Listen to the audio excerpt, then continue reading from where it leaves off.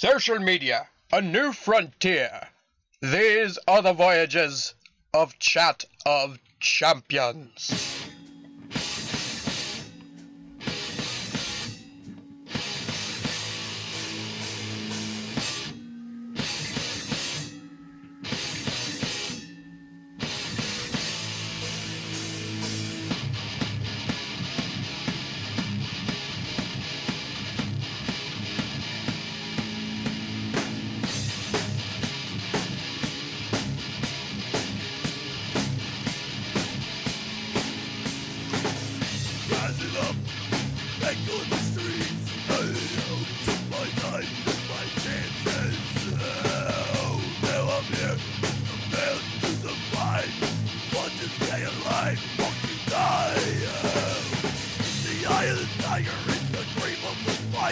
Rising up to the polished door, father. Fuck you, just a man that is will to survive.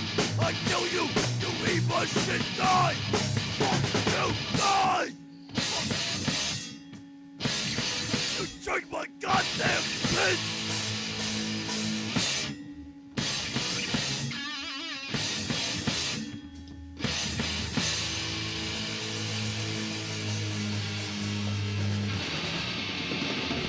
Oh my god, I could have fought you in the first place.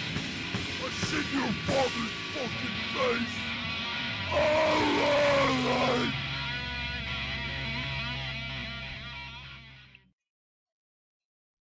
And remember, fellow podcast listeners, with a great podcast comes great responsibility. Welcome to Chat of Champions. I'm Casey Strong. The original idea behind this podcast was a wrestling newscast, a professional wrestling newscast, and in honor of that idea, I decided to sit down and talk a little bit about professional wrestling and why it's important to me, and talk about the people who made professional wrestling important. I remember my first memory of professional wrestling. I was about 3 years old. My mom and dad were all excited in the house, I remember, because Monday Night Raw was debuting. And they're all excited, and they sat me down. We all sat down in front of the TV, and they clicked on the TV, man, and this was the first time I had ever seen professional wrestling, and I was like, what is this? What is this? They're like, oh, this is wrestling.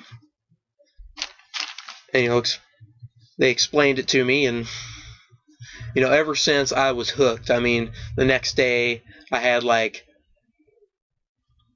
probably a 2-foot-tall Batman, stuffed Batman, and at the time it was almost as big as me, and man, I would just beat the crap out of that thing. I'd be jumping off the couch.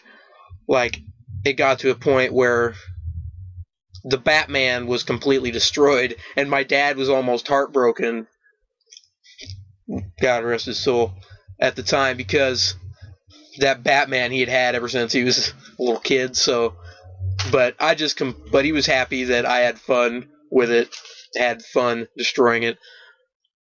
So for one Christmas, they bought me. I remember it was like a 3 feet tall. It was the present stuffed behind the tree, and I was like, oh my god! It was like the biggest present I'd ever seen. And I tore it open, and it was a 3-foot tall White Power Ranger from the original Power Ranger series. The White Ranger had just come out, and it was promoting the Power Ranger movie, which had just come out, and it was real big at the time. So they bought me that, so I destroy that. But that was almost too much too, because we then moved into a house with hardwood floors, and I would smash that on the ground, and it would be louder than anything else in the house, and they tell me to knock it off, but it's on this, but I'm like, but I'm slamming it on the carpet, and it's like, the real thin floor carpet. Anyway, back to the point. So, the first time I ever saw wrestling, it was Monday Night Raw, and I decided to break down the history of Monday Night Raw. It first aired as WWF Monday Night Raw on July 11th, 1993, as a live 1-hour broadcast. That was the broadcast that I saw that got me hooked into wrestling forever. Unlike Primetime Wrestling, its previous predecessor, which was a pre-taped show, all the matches were taped on either a small soundstage, or a small venue with a small crowd, and all the commentary would be post-recorded onto the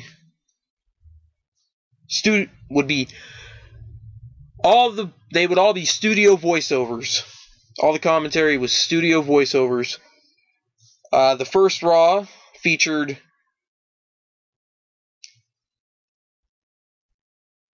Primetime Wrestling wasn't a real bad show. Sorry, I got lost for a second. Primetime Wrestling wasn't a bad show. It was basically just like Monday Night Raw, except it wasn't live, and, Anyway. The first Raw featured Yokozuna defeating Koko B. Ware. Yokozuna was a huge sumo wrestler type character, which, he was like 600 pounds. And supposedly he was billed as from Japan, although he wasn't really from Japan. He was Samoan. He wasn't Japanese at all. And he defeated Koko B. Ware, who was the Birdman. He came out with a parrot, and his name was Frankie, and he did the bird dance and shit. It was great. Anyway, so Yokozuna squashed Koko B. Ware. Koko B. Ware, one of the greatest jobbers of all time. The jobber being the guy who goes out every week and gets his ass kicked by the big-name superstar. The Steiner brothers defeated the Executioners. Another one of them squash matches where the Steiner brothers would later split up. Scott Steiner would become real big in WCW. Later TNA. Before that, WWE. Went from WCW to WWE to TNA. He did a lot of steroids, I think.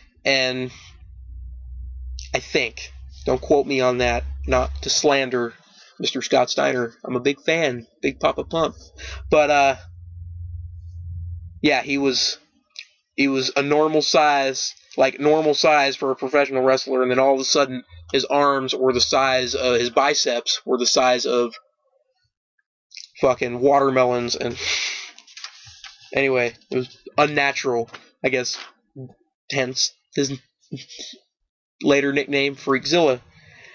Anyway, he tag teamed before that with his brother Rick. The Steiner brothers, they defeated the Executioners. The Intercontinental Champion at the time, Shawn Michaels, defeated Max Moon.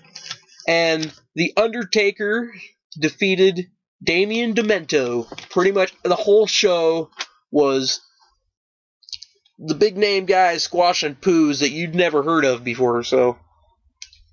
But for a little kid, it was awfully entertaining. There was also an appearance by Doink the Clown, and Razor Ramon had an interview. Scott Hall is the real name. We'll talk a little bit more about him a little bit later. That episode aired from the Grand Ballroom and the Manhattan Center studios on the 5th floor of the building, so they had to bring the ring piece by piece into a fucking little tiny elevator. And so it created a big problem, but obviously it was worth it, as we will explain, or I will explain. This we stuff. Oh, I got a turd in my pocket. Anyway,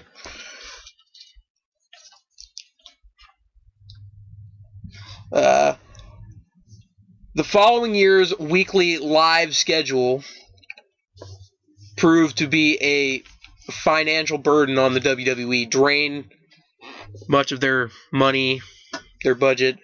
So, starting early 1994, Raw went from being live every single week to live every other week. So, they would air the show live one week. The next week, they would tape it on Sunday, I believe. And then it would be aired Monday night. That lasted until September 1999. Then it went back to being live every single week.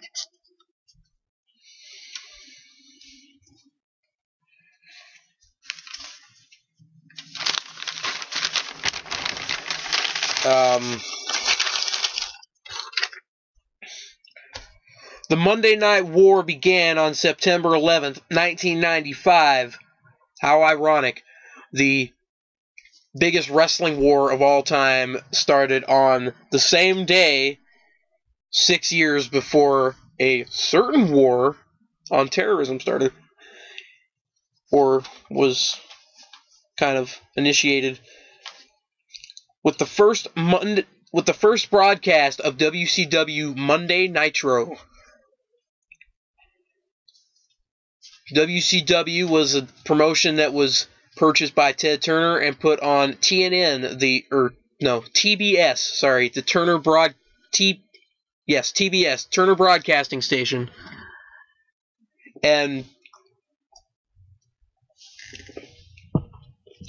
it was ran by a guy named Eric Bischoff, who time and again would give the results away of the taping of the tape shows, because Nitro would come on about Nitro would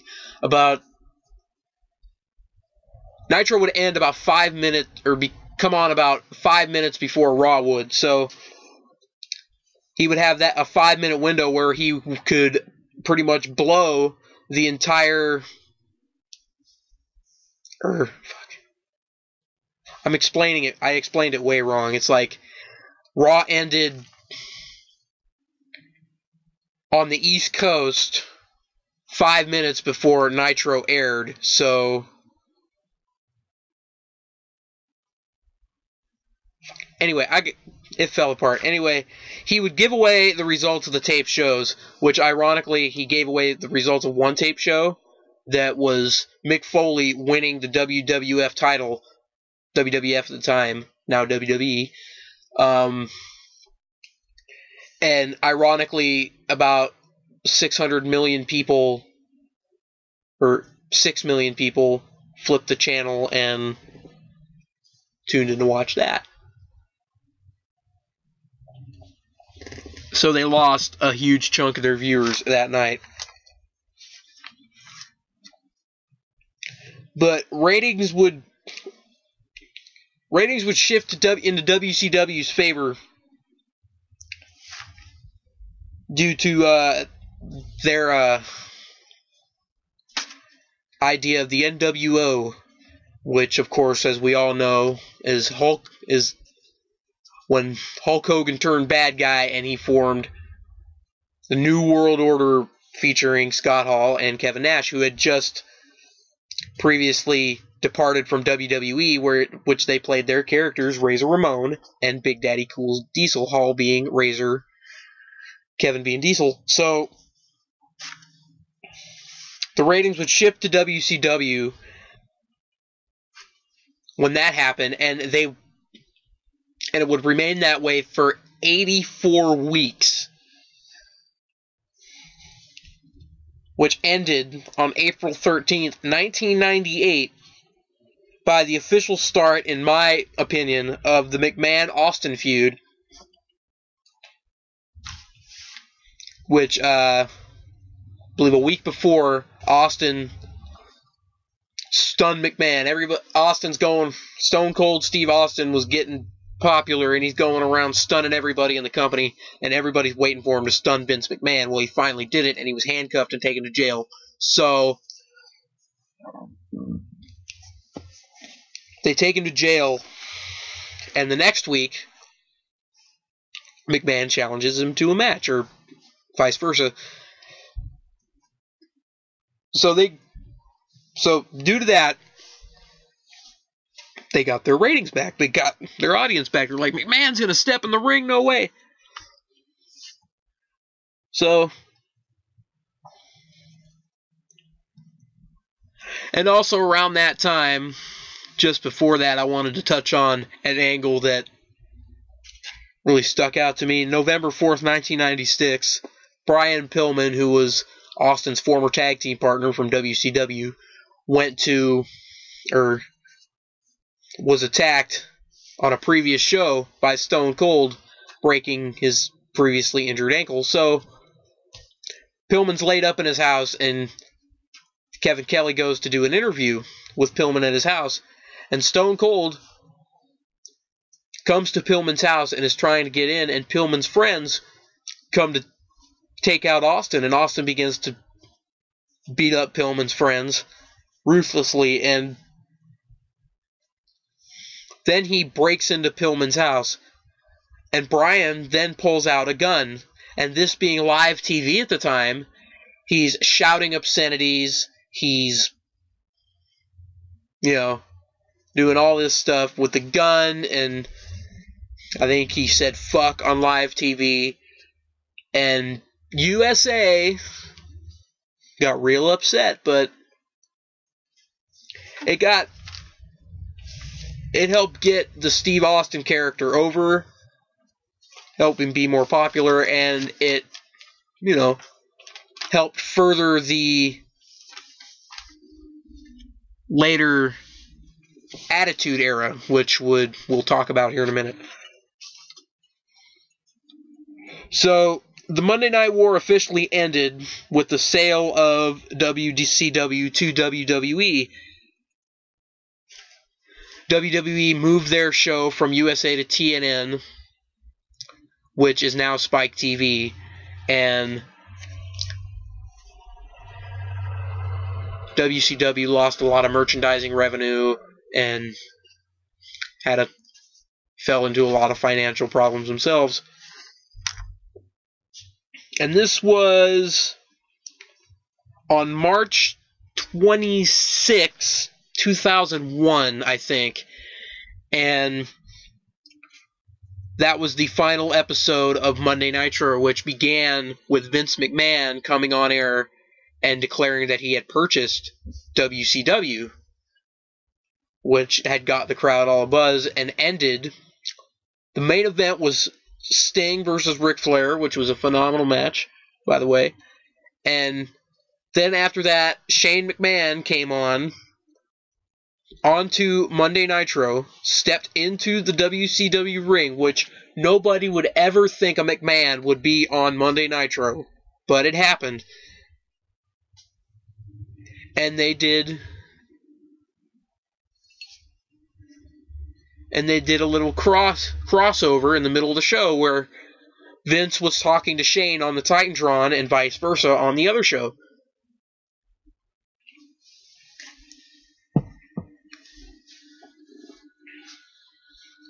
So, after that, all WCW's talent moved to WWE. WWE also bought out ECW at the same time, so all of their talent had come to WWE, and then they had to split the roster up into two groups and put one group on one show and one on the other show, which is why they have it that way. They used to just have the two shows, which is now like two television shows and like two internet shows, and they used to have just everybody on all the shows, but now they can't do that, or then they couldn't do that. They probably could now because their roster has dwindled, but at the time they couldn't do that because their roster was so immense. They had so many people, they couldn't put them all on one show. There wasn't enough TV time, both shows being 2 hours apiece at the time, 4 hours of television time, and I think the one 1 hour show.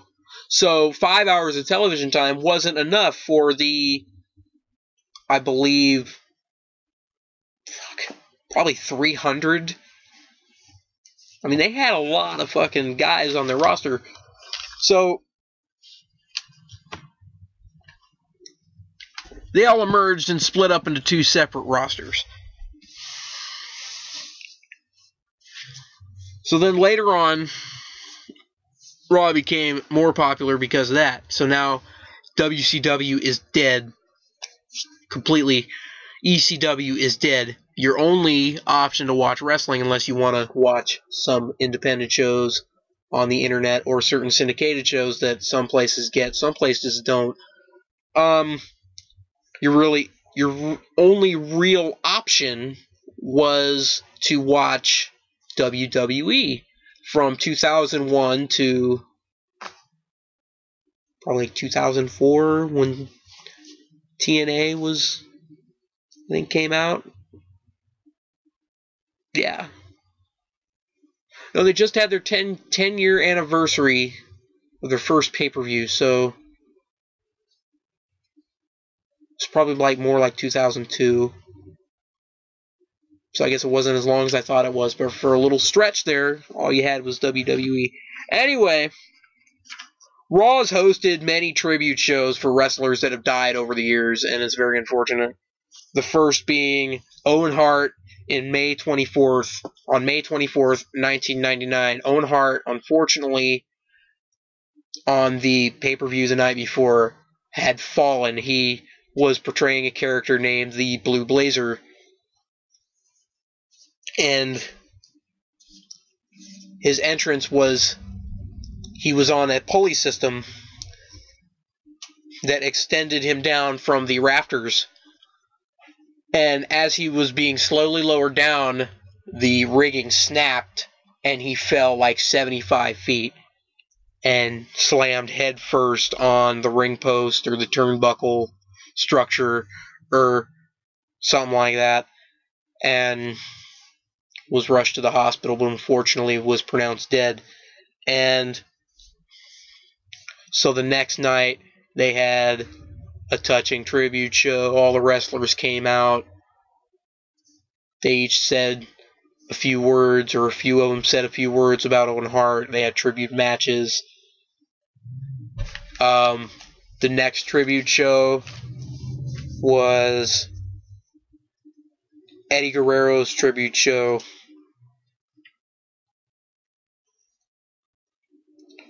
In 2006, Eddie Guerrero passed away from heart failure, I think. And they had another real emotional tribute show. I remember crying watching it, actually. It was almost like, because I'd been watching it for so long at the point, it almost like someone that I had known personally had died. So,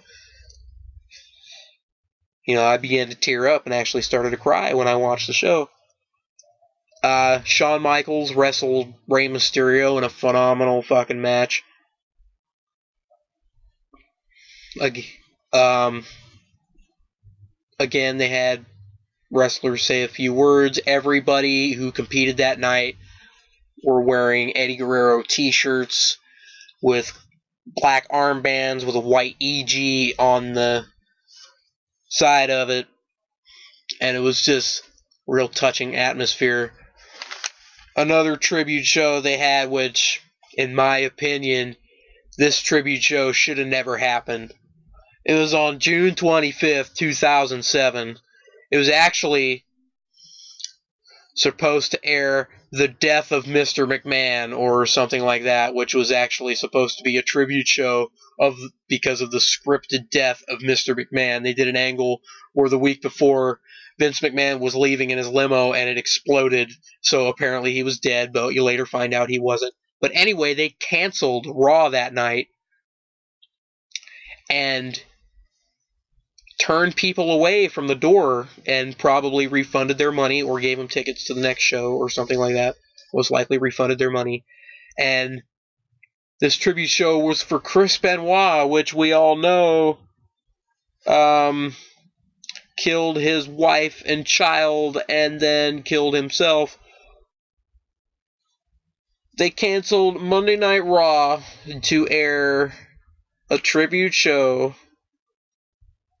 which they showed, which I think was called The Real Life Death of Chris Benoit, or it followed a broadcast on another channel called The Real Life Death of Chris Benoit. But the WWE's broadcast featured, clips from his DVD and highlights, from Hard Knocks, the Chris Benoit story, which I own, which is, being a Chris Benoit fan, being a fan of his wrestling ability, mind you, not of what he did.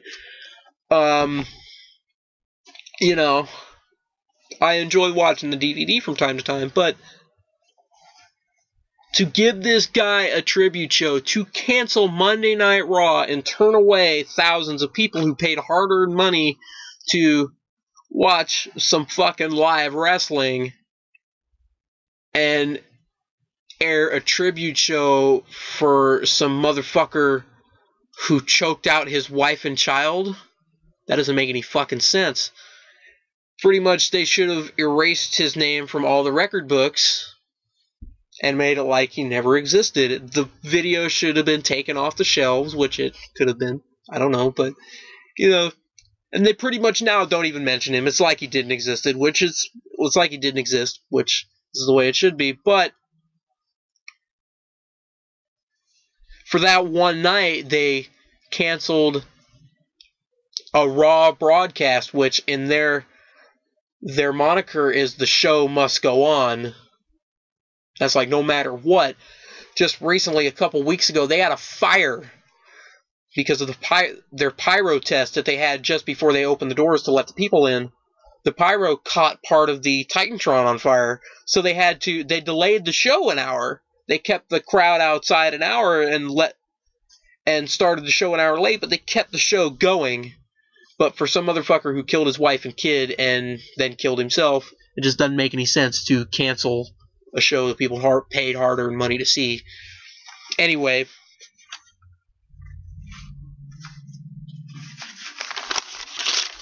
beside the point, I apologize. A little emotional there. So, Monday Night Raw has been successful ever since. It's just been getting bigger and bigger and bigger and bigger. Case in point, January 7th, 2008, WWE announced that all their programs would be broadcasted in HD. They invested $20 million in brand new fucking broadcasting equipment, a high-definition Titantron, advanced pyrotechnics, and LED lighting.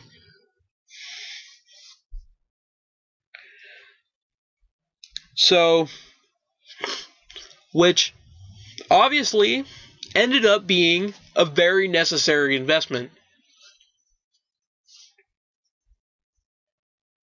Because it was all very pivotal to not only WWE's success, but the Raw franchise itself.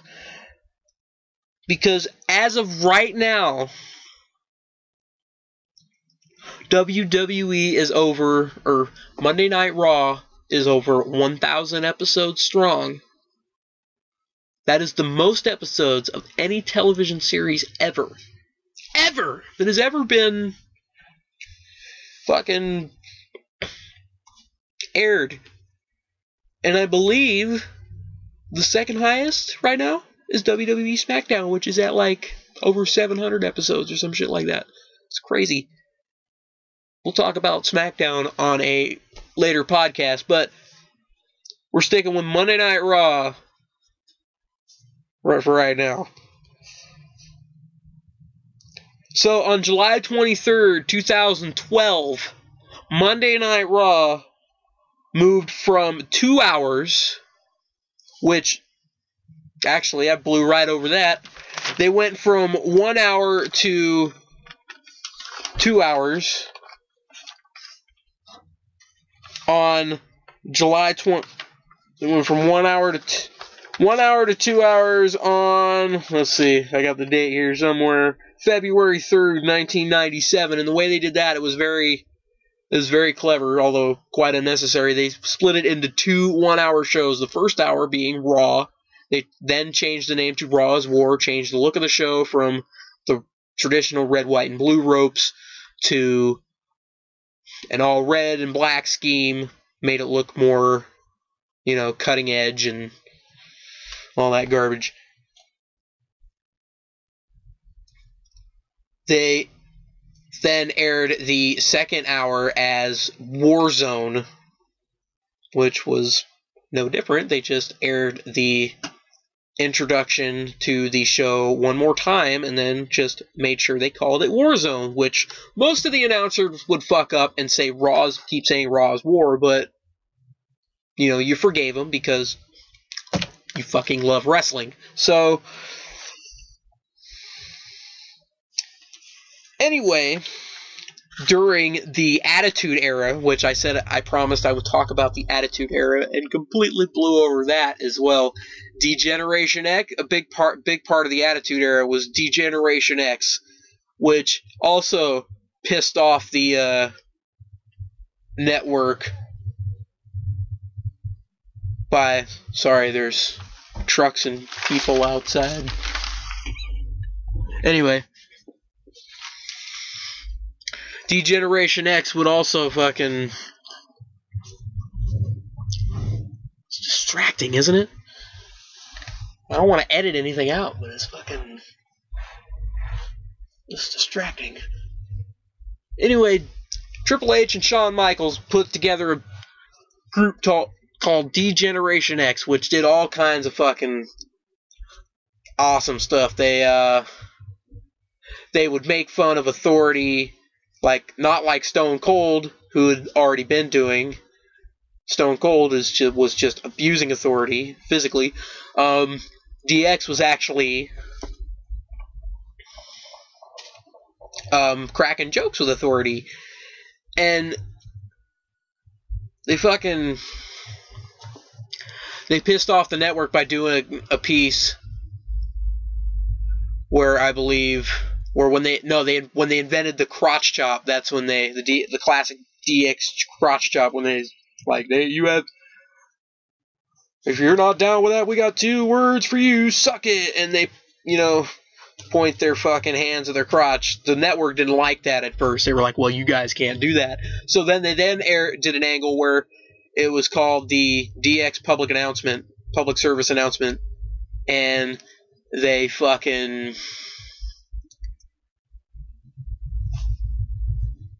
aired it like it was like a presidential campaign where D-Generation X will never, ever... presidential campaign. It was a public service announcement where they were both standing at a podium, and they were like, and they were reading off this paper like, D-Generation X will never say these words, fuck, shit, and it was all bleeped out, but it was still fucking hilarious as fuck. And Shawn Michaels was like, he's like, we can't say fuck, shit, cock, fucking, he's like, oh shit, it's hilarious. And the network loved it. They were like, you guys gotta keep, doing shit like that and pointing at your genitalia and, keep fucking crossing the line. And they loved it. They loved it so fucking much. Which, was, of course, fucking fantastic.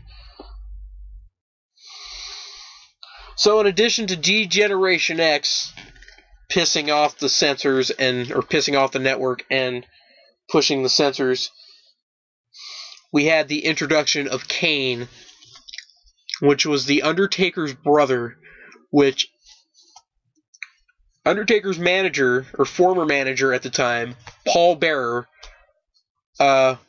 informed the Undertaker that his brother Kane, little brother Kane, was indeed alive, which the angle was that the Undertaker had burned down the funeral home that their parents had owned, and their parents died in that fire, and Kane was horribly burned. That's why he wears the mask, and which he then had to take off his mask later on in his career, and he then wrestled without the mask for like fucking 8 years, so he wasn't burned that badly. But anyway, of course, it's wrestling, it's all fake. But so Kane, made his debut in the very first Hell in a Cell match that The Undertaker competed in with Shawn Michaels, and he ended up costing The Undertaker that match.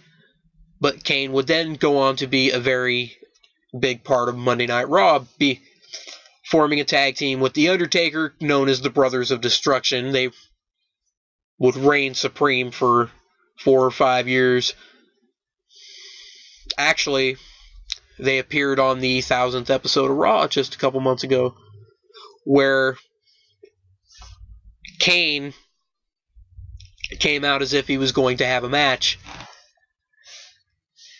and then 8 guys came out and interrupted his entrance, and they're like, you know, they're the guys that you never see on TV, but you're aware of their existence, and they're like, we have never been given an opportunity in all of the 1000 episodes of Raw, so we're going to create our own. And they all jump on the apron surrounding the ring like they're all going to jump in and gang mug Kane. And Kane's, in the fighting stance, and he's ready to go to town on these fools. And Kane would probably get through most of them by himself, but of course the numbers game would eventually catch up to him. But of course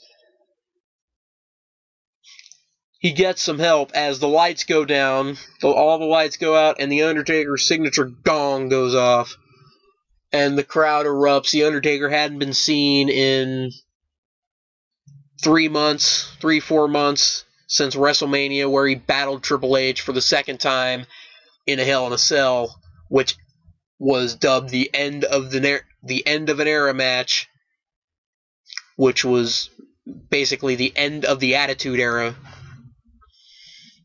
Which basically the Attitude Era was where they tried to get more hardcore. They tried to, they tried to draw in the adult audience. Before, it was all gimmick-oriented. It was all funny costumes and funny characters, and there was a circus clown wrestling at one point, and it was garnished toward children. And then they tried to bring in the 18 to 35 male, 18 to 35 male demographic, ass-kicking, that love the ass-kicking, love the cutting-edge shit. So, they tried to attract the more adult audience. But anyway, it's getting off topic. Kane. The Undertaker comes out, man, in his huge spiky Grim Reaper robe. Is awesome, and he comes out, and the 8 guys that came to kick Kane's ass jump off the apron. They're all huddled in the corner as Undertaker steps into the ring, and he takes the hood off, and he looks all menacing and scary as always. And the dudes are in like the football huddle outside the ring, and they look up in the ring, and they're like, well, fuck it, we came out here to make our opportunity, so we're making it. And they jump in the ring to fight the Brothers of Destruction, which of course is the worst mistake they ever made. And they jump in the ring, and Undertaker hits him with a fucking hits the first one with an uppercut. Kane hits the second one with an uppercut. The third one catches a boot from the Undertaker, and then double choke slams happen, double tombstones, and fucking asses are kicked. The fucking dudes run in terror. The Brothers of Destruction stand tall. So I guess technically you could still say the Brothers of Destruction reign supreme. But in addition to the Brothers of Destruction, man, they were the fucking Montreal Screwjob. How could I forget that? This was... Hold on, I gotta think for a second. It was 1997 at one point. November 1997, it was Survivor Series, so it was Thanksgiving 1997. It was a show in Montreal, Canada. The main event was Bret the Hitman Hart versus Shawn Michaels, and I believe, as the story goes, Bret Hart was set to leave WWE to go to WCW. And Bret Hart was the WWF champion at the time, WWE champion at the time. And he didn't want to give up the belt in Montreal, Canada, in his home country, which I can understand. I believe the way he wanted to do it was win the match and then come out the next night on Raw and willingly hand the belt over and then leave. So, but Vince McMahon,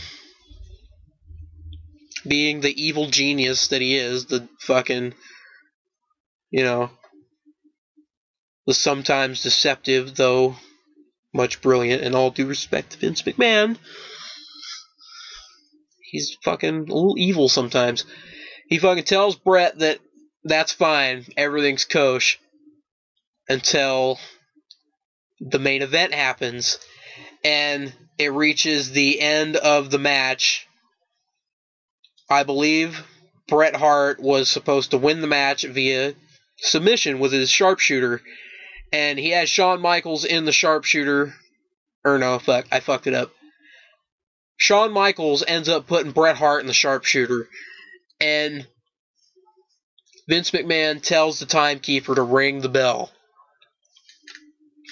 And the timekeeper rings the bell, and Shawn Michaels jumps out of the ring and takes the belt and runs off with Vince.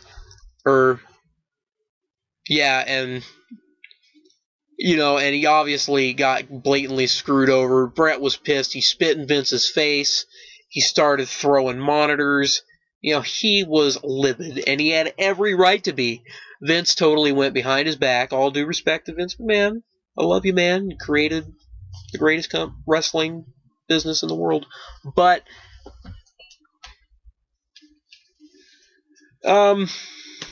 he did some deceitful things, but he's Vince McMahon. That's what he does. Mr. McMahon. But it's all been squashed. Everything's all good in the McMahon-Hart fucking relationship. Bret Hart has been on recent WWE broadcasts. He was a guest ring announcer on the 1000th episode. But anyway, so Shawn Michaels was also in on this scheme. Shawn Michaels was also in bad terms with Bret for a while, but is now, they're all friends again. Everybody's buddies. But Shawn Michaels basically left with the belt. So, and I believe Bret still came out on Raw the next night.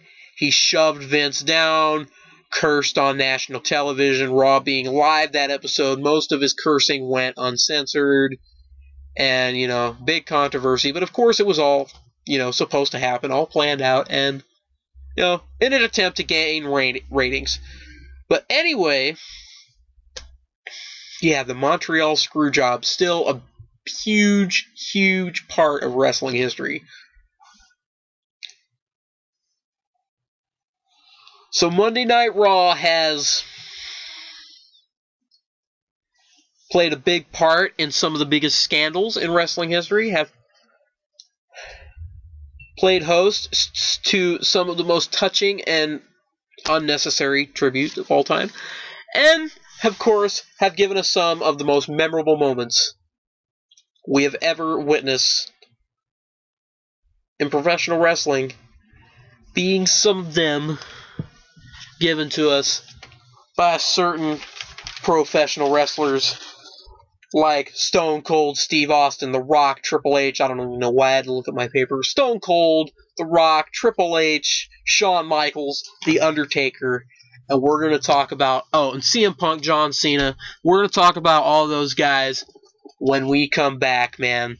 But for now, I'm going to leave you with our usual fucking tunage break, dude. You get two songs this time. Fucking a funny Hulk Hogan rap that I love so much. It's called The Hulkster's Back. And Hulk Hogan produced an album in 1994 called Hulk Hogan and the Wrestling Boot Band, which I enjoy this album. Hulk Hogan, brother. Let me tell you something, Hulkster brother. I don't know who let you rap, man, but let me tell you something, brother. Stick to wrestling. Stick to what you're good at, brother, because the training, the prayers, and the brothers will get you to where you need to go, not this rap business that you tried to do back in 1994, brother. Anyway, it's going to start with Hulk Hogan's The Hulkster's Back, and it's going to cap off with Violent J, man. Fucking one half of the most hated band in the world, the Insane Clown Posse. Violent J off Violent J's The Shinings, or fuck, that's the name of the album. Violent J's Fight Club. So it's going to be The Hulkster's Back, followed immediately by Violent J's Fight Club, and then I'll be right back with some more Chat of Champions. And I guess you can call this one the Real Pro Wrestling Pod. So I'll be right back, man.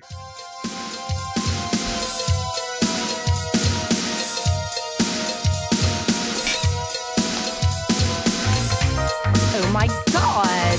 Check out the pump, brother. Wanna know? What's up, dude? I was born, I was bred, I was southern fed. Got a crazy idea running through my head. California is a place that I had to be. Venice Beach in the pit really set me free. Oh yeah. Python, baby. Would you look at that? Hey, check out the Python, baby. The Hulkster's back.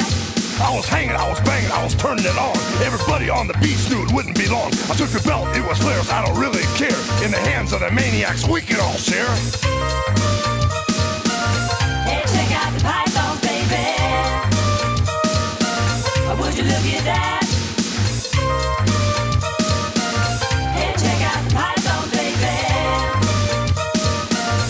The Hulkster's back. Fortune and fame was his middle name. He climbed as high as the sky, he remains the same. With the training and the prayers and the vitamins too. Don't mess with us, or we'll beat you too. Are you a Hollywood producer? Hey, check out the Pythons, baby. Oh my god. Look at that. Hey, check out the Pythons, baby. Yo, 1031 arm wrestle. That is so awesome. What's up, dog? Where's your Harley? Check out the pump show. Let's bag this. Ride my Harley D in the wind, brother. Test the power. Training, prayers, and vitamins. Ooh, look at that new vein in my tricep.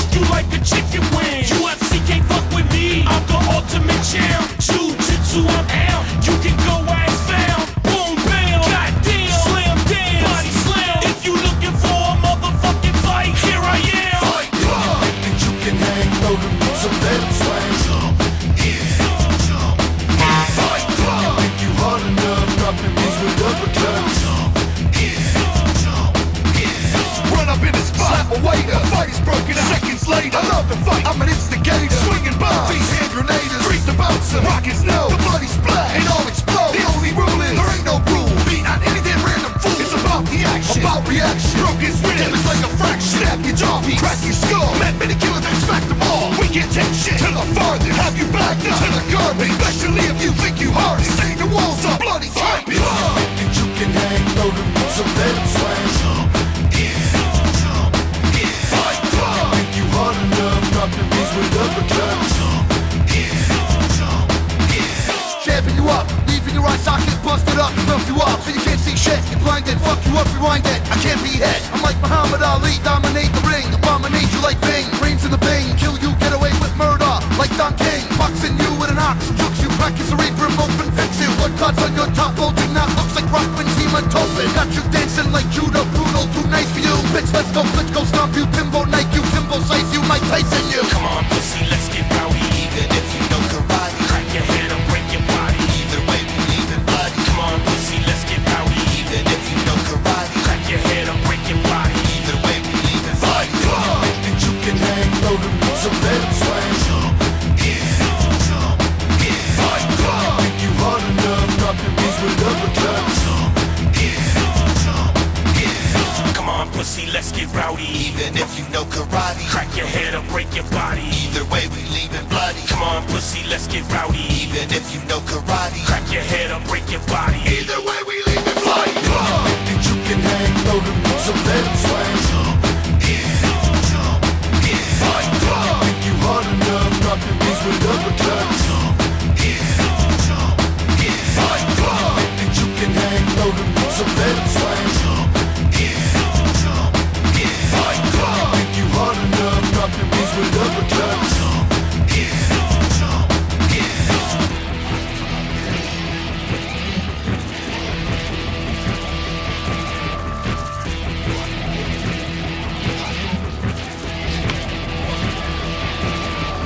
Come on, pussy, let's get rowdy. Even if you know karate, Crack your head or break your body. either way we leave it bloody. Come on, pussy, let's get rowdy. Even if you know karate, Crack your head or break your body. either way we leave it bloody. What did you like better, Jedi or The Empire Strikes Back? Empire. Blasphemy. Empire had the better ending. I mean, Luke gets his hand cut off, finds out Vader's his father, hand gets frozen, taken away by Boba Fett. It ends on such a down note. I mean, that's what life is, a series of down endings. All Jedi had was a bunch Welcome back to Chat of Champions, man. You're probably asking yourself, why the fuck did he put ICP on a professional wrestling podcast? Well, I'm going to tell you. Because Insane Clown Posse is actually a very big part of professional wrestling. They actually started their own organization probably 10 years ago or so.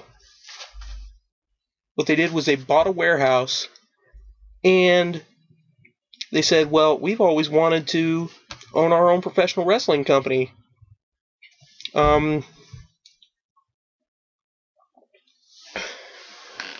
Being that they were actually professional wrestlers before they started rapping back in the day, Violent J actually wrestled as Corporal Daryl Daniels. Couldn't tell you what Shaggy Two Dope wrestled as, but anyway, that's why I put them on this, because just in honor of that. So, in honor of JCW, Juggalo Championship Wrestling, and in honor of all the Juggalos out there, that one was for you, man. Anyway, back to the WWE, man, World Wrestling Entertainment, which they had to change their name from WWF to WWE because the World Wildlife Fund, which is a nature organization, some wildlife, save the wildlife organization, they actually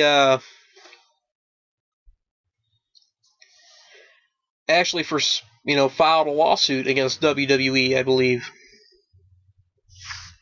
So they then had to change their name from WWF, World Wrestling Federation, to WWE, which it is now, World Wrestling Entertainment, which is actually a more fitting name if you think about it, because professional wrestling is sports entertainment.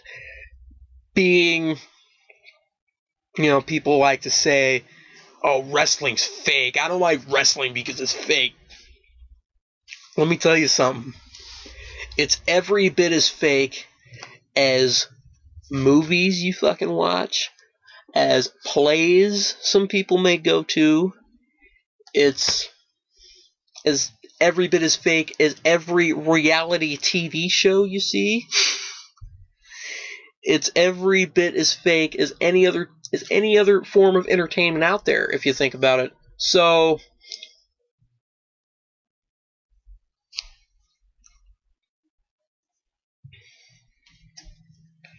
you know, in my opinion, don't knock professional wrestling because, you know, you don't like it. If you don't like it, fine, that's your opinion. You know, but don't go around throwing it in people's faces that do like it, saying, you know, like, I hate it when I'm watching wrestling and somebody comes into a room and is like, this is stupid. If it was my house, you'd be kicked out my front door for something like that. Anyway, because I take professional wrestling very seriously. It's actually what I would like to do for a living one day, which isn't outside the realm of possibility. Daniel Bryant, which is currently one of the most popular superstars in WWE today, is from Aberdeen, Washington. There are many schools in Portland, Oregon, in California. I'm sure there's a few in Washington that, you know, so, you know, I save up some money, man. You never know. Save up some money, man. Man, my voice got real high. I save up some money, man. Never know. Could happen. So anyway, I promised I would talk about the professional wrestlers who made Monday Night Raw what it was, or helped make Monday Night Raw what it was. The current WWE champion and star of Monday Night Raw, as I'm sure he would love the fact that I said that. Although if he was here, he would have probably roundhouse kicked me in the head already because I didn't mention him first thing when I came on the air. But I will talk a little bit about the current WWE champion, CM Punk, man. Say what you want about him and his straight edge gimmick and his current maybe alliance with Paul Heyman and the bad guys after he's been a good guy for so long. After he's been a babyface, as they say in wrestling, he has now turned into a heel. But CM Punk, he says he is the best in the world, and you know what, my brother? I'm going to agree with you, my friend, because CM Punk, a.k.a. Philip Jack Brooks. Yes, his name is Philip. Don't get pissed, CM, because I said your name out loud. Fucking, he's held champions, and he's been champion in Ring of Honor, in ECW. He's 3-time World Heavyweight Champion in WWE.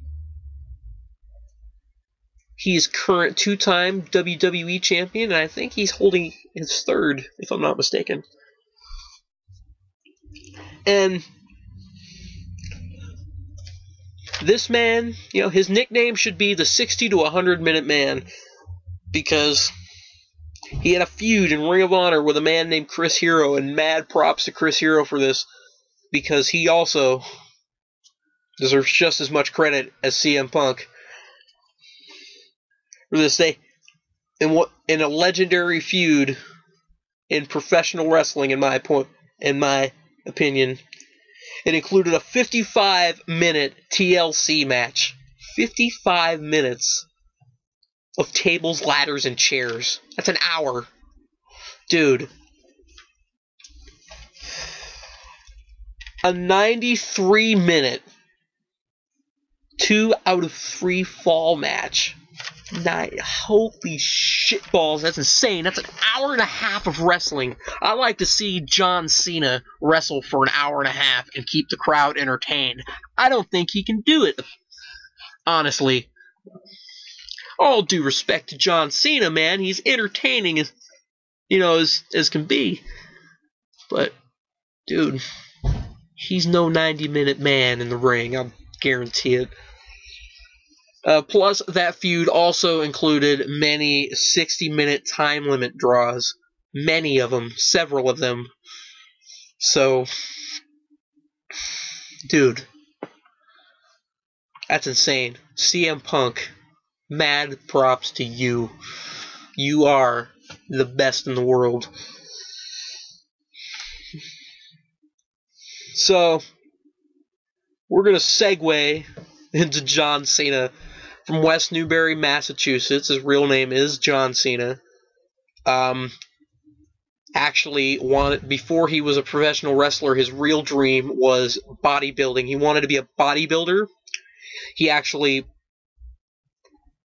was in a couple for professional bodybuilding competitions. His first one he placed second in because the judges thought he was cheating. He was 17 at the time, and apparently he looked so good that they thought he was on steroids, though I believe he passed the drug test, but they thought there was no way.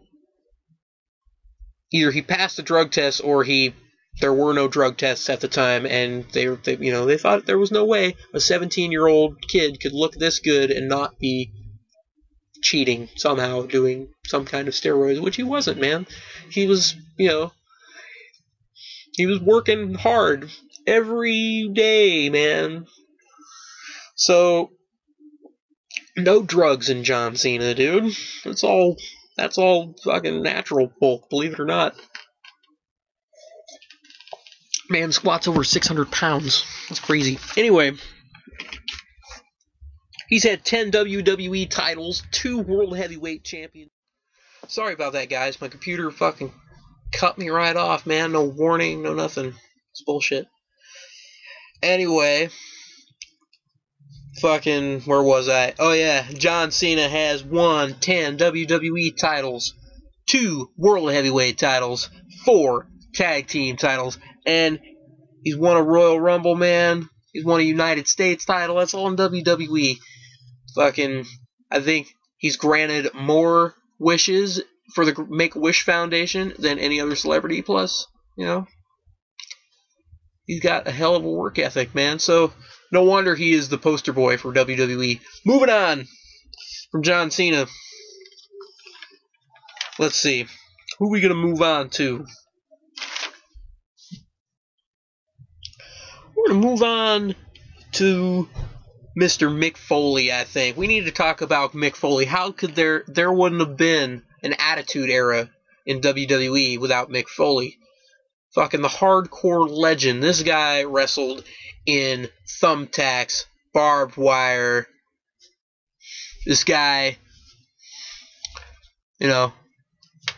wrestled in explosions and shit. Wrestled all over the world. Wrestled, put his body on the line each and every night of his career. Would get his brains racked and come back for more, for the love of the fans. This man would drive to wrestling school every day, sleep in his car until the doors opened. Like 6 hours he would sleep in his car. Probably not that long, probably exaggerating. But he'd sleep in his car until the doors opened. Never complained. Every day, man. And then Mick Foley, although he's not the most athletic guy in the world, will go out and just destroy his body. Remember the Hell in a Cell match when Undertaker threw him off the cage? He let him do that. That was planned. He was like, we're going to start on top of the cage so you can throw me off. Although it wasn't planned for him to fall through the cage and get his face smashed in by the chair. But, in the Attitude Era, it's different now. The match would have been stopped. But in the Attitude Era, they just let it roll, man. That was the beauty of the Attitude Era. But now, they have to have safety precautions and things to keep people safe.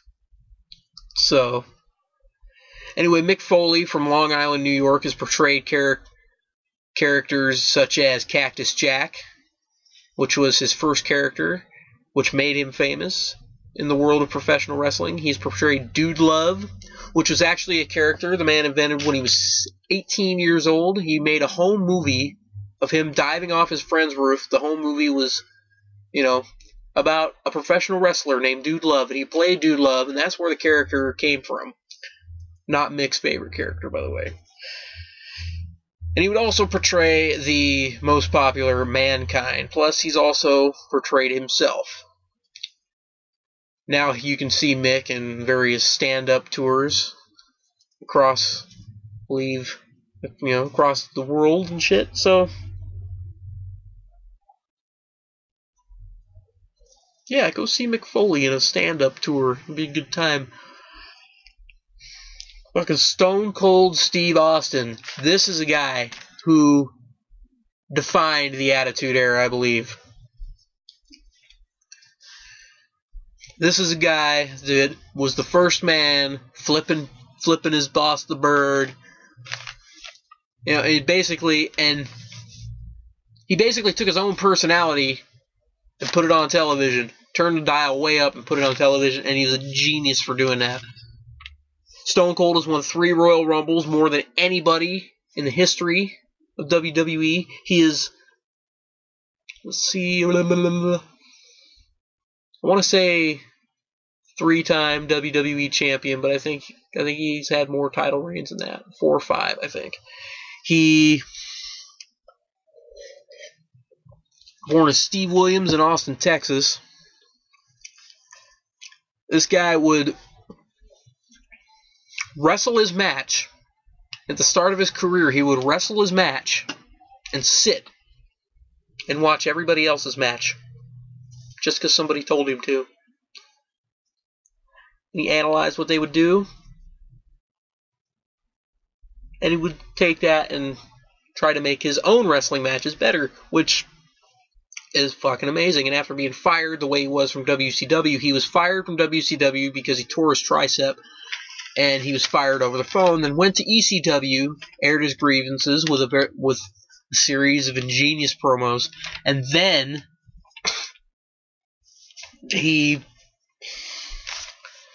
fucking went on to WWE, where he became Stone Cold Steve Austin, Mr. Austin 316, the most popular superstar of all time. And that Austin 316 t-shirt, still to this day, the most sold t-shirt ever in the history of WWE. The Undertaker. This man is like a fucking shepherd leading the sheep to leading the lambs to slaughter. No, he's like leading them all to the promised land, man. This guy is at the head. He's like the old seasoned platoon leader in all the movies that goes down in a heat of glory at the end, which I'm sure he will.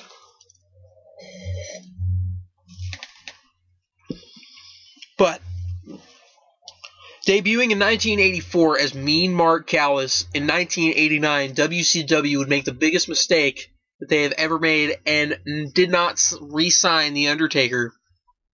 Picked up by WWE, Vince McMahon created the ingenious character that we all know and love today, although it took a couple decades of evolving, but he fucking nailed it. Anyway, he debuted as Kane the Undertaker in a series of untelevised house shows, and then made his televised debut at Survivor Series 1990 after they shortened the name down to The Undertaker, and ever since then, the reign of destruction has ceased to desist.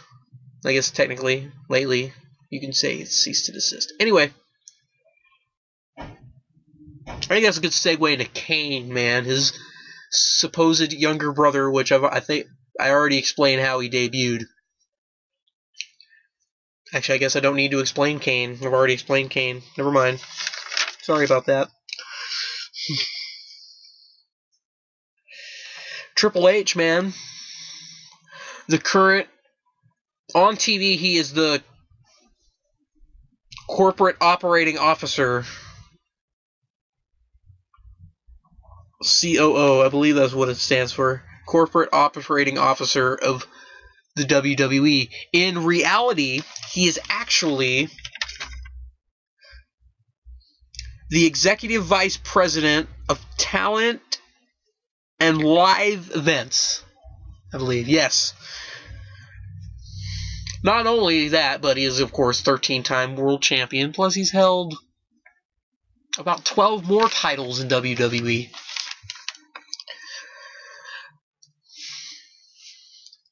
Oh, and since I mentioned pretty much everybody else's real name, I'll mention Triple H's real name is Paul Levesque. Oh, Undertaker's real name is Mark Calloway, and Kane's real name is Glenn Jacobs. There you guys go. You know all their names now. Oh, The Rock. How could I forget about The Rock? Man. The greatest on the microphone of all time. He pretty much, there wouldn't be WWE SmackDown without The Rock. He coined that phrase. It's in the dictionary, actually, because of him. We all know him from all his movies. Great movies. So, I think this professional wrestling pod has run its course for this edition. I had fun bringing it to you. Probably saying, why would I sit down and talk about professional wrestling? Well, you know what? A fat man from Jersey once said, everyone is a content generator. You can sit in front of a microphone, man, jack a microphone into your computer, or you don't even have to do that. Most computers have a microphone built into them. You just sit down and start talking, man. And that's what first gave me the idea of presenting a professional wrestling pod. It was originally going to be a professional wrestling newscast, of the latest happenings in professional wrestling. Decided not to do that. But I had fun talking about some awesome wrestling history, and I'm going to do it again. We're going to talk about, I don't know, I'm going to probably talk about the history of SmackDown. I'm going to touch on ECW one of these days. I'm coming back with another professional wrestling pod for sure. But hopefully the next podcast I'm going to bring you is my story featuring Spider-Man battling the Batman. So look forward to that. So you follow me on Twitter at CaseyStrong4, CaseyStrong4, or go look up all the latest Chat of Champions at YouTube/Chat of Casey's Chat of Champions 2. I created a whole new channel, man, for all the new podcasts. So go check out that channel. After I upload this podcast, there'll be technically 3 videos because I was forced to split this one up into 2. But there is only 2 full podcasts. The previous one that I did, I sat down and talked about The Gray. There's going to be many more movie podcasts to come, just like that one. Going to be all kinds of podcasts, man. Okay, I'm going to have more free time here coming up, so podcasts are going to start flowing, man. Podcasting in my sleep. Anyway, so fucking look me up on Facebook, man. Send me a friend request. It's not a community page, it's a personal page. So, Casey Strong. Fucking there's CaseyStrong. There are tons of Casey Strongs on Facebook, but just look for the bald dude, glasses, posting shit about movies, comics, and of course this podcast right here. So I hope you enjoy all the future Chat of Champions. I hope you've enjoyed me bumbling and stammering through this podcast, and I know that there is a few gaps of a couple extra seconds of dead air in a couple spots in there that I know shouldn't be there. But I'm leaving it entirely unedited, so I apologize for that, and I will work on that in the future. So